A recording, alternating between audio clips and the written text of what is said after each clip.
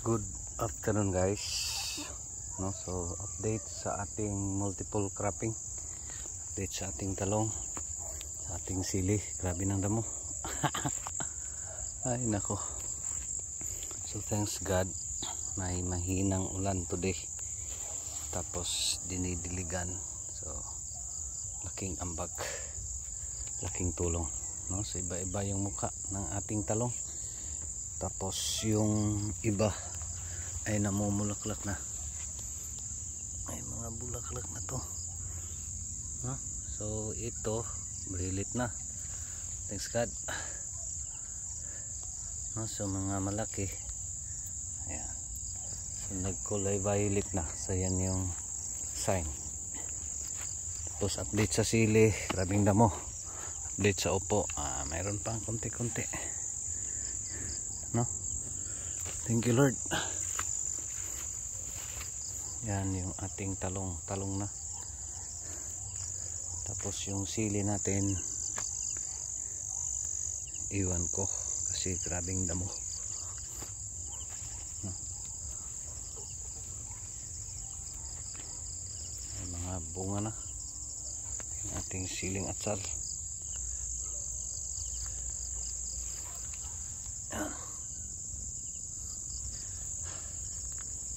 May upo pa, libre pa yung upo natin, no? So talong, yung mga malalaki may ano na, may bulaklak.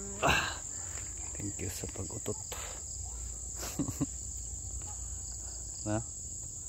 So yan yung siling atsal.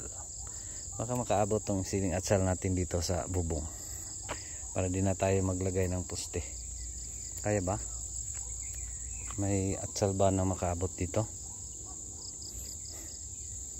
Mga 5 feet, no? Let's see.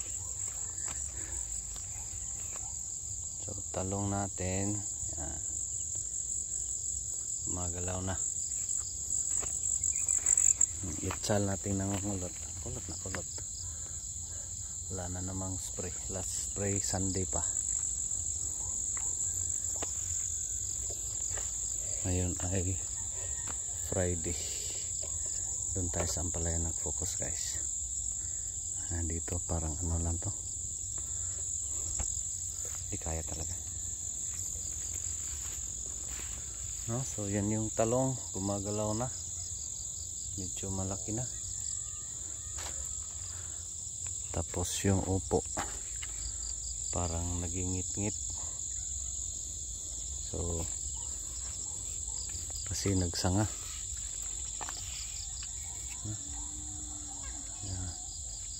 Madilim na, alas 5 pasado na kasi, no? So short update sa ating relay cropping, multiple cropping.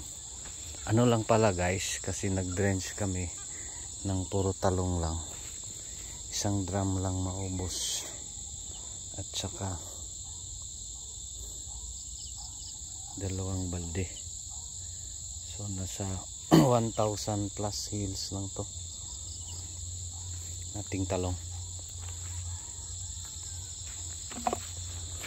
Di pa natin nalipat tanim tong ano dito, ating nasa seed tray, nasa seedbed.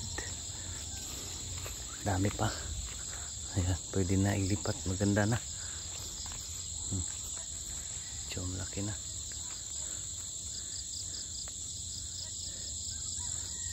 So short update ating talong, yung mga malaki na sa pagtanim ay may bulaklak na, no? God bless everyone. Short update lang, gabi na.